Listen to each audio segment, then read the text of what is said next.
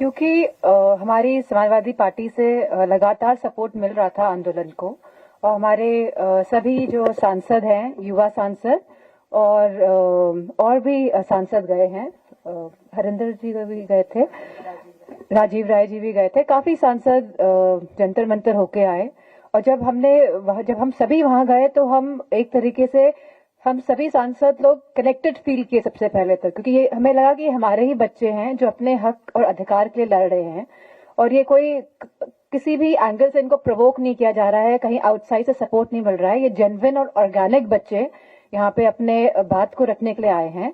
और हम जंतर मंतर गए, हम सोनम वांगचुक जी से मिले, लेकिन जिस तरह मैं समझती हूँ सोनम वांगचुक जी को वहां से उठाया गया सफेद कपड़ों में लिपटा कर, जैसे कि कोई लाश को ले जा रहे हैं, तो जो वो सेंटिमेंट था, मैं समझती हूँ उससे हर कोई सभी को आहत पहुंची, चाहे बच्चे हों चाहे बुजुर्ग हों। सभी इस बात से बड़े विचलित हुए कि जिस तरह सोनम वांगचुक जी को, जो सत्याग्रह के रास्ते पे चल रहे थे और जो भूख हड़ताल पे थे, और मैं समझती हूँ कि हम सभी कहीं ना कहीं इस बात से बहुत ही भावुक भी हुए, और इसीलिए हम सबने ठान लिया था कि 20 तारीख को हम इस आंदोलन में जरूर हिस्सा बनेंगे। लेकिन क्योंकि ऑपोजिशन पार्टी सब एक मत होती है और कई ऑपोजिशन पार्टी इस मत के लिए नहीं थी, लेकिन हम धन्यवाद देंगे अपने राष्ट्रीय अध्यक्ष जी का, जिन्होंने हमें परमिशन दी। और अगर परमिशन नहीं देते तो हम नहीं जानते हम क्या करते, हो सकता तभी भी जाते युवा लोग, हम ही सब ठान के बैठे हुए थे।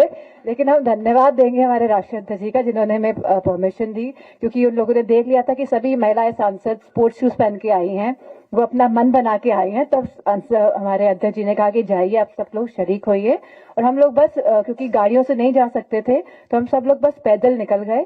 और जब हम पहुंचे हैं तो हमने देखा है कि इतनी भीड़ थी, इतने बच्चे थे, और जब हम लोगों ने बैरिकेडिंग क्रॉस किया है तो इतना क्योटिक माहौल था वहां पे। कहीं पे बच्चों को लाठियों से मारा जा रहा था, कहीं पे करंट दिया जा रहा था, कहीं पे बच्चों के सर से खून निकल रहा था।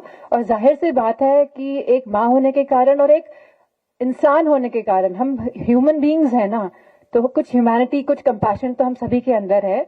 तो इसीलिए हम चाहते तो हम वापस आ सकते थे, लेकिन हम लोग वहां पे डटे रहे, वहां पे रुके रहे।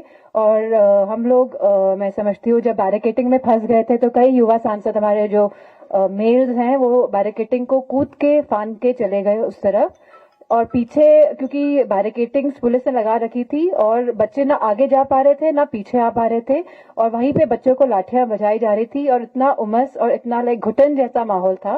लेकिन उसके बावजूद भी जो हौसला बच्चों ने दिखाया उस दिन, मैं नहीं समझती। जिस तरह जो इस सत्ता के जो लोग हैं, जो घमंड में, जिस तरह घमंड को चूर करने का कहीं ना कहीं सभी बच्चों ने जो कार्य किया है, हम सभी उनको धन्यवाद देते हैं और उनको सलाम करते हैं।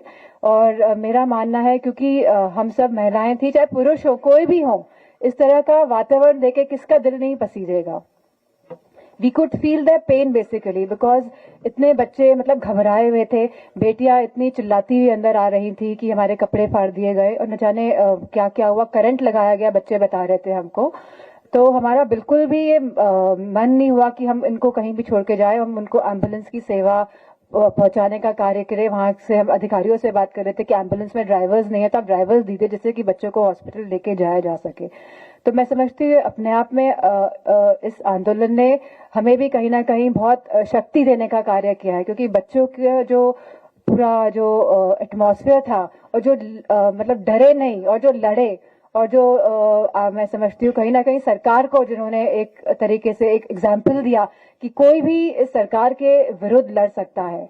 और इसके पूरे आंदोलन के बाद क्या किया सरकार ने, इस पूरे आंदोलन के बाद सरकार ने जितनों भी बच्चों ने रील्स डाली थी सोशल मीडिया में, और जितने भी हमारे जो यूट्यूबर्स हैं जिनके मिलियंस ऑफ फॉलोअर्स हैं, उन सबके उन रील्स को हटाने का कार्य सरकार ने किया। सरकार ये जान गई कहीं ना कहीं वो इन बच्चों के हाथों से हारी है सरकार।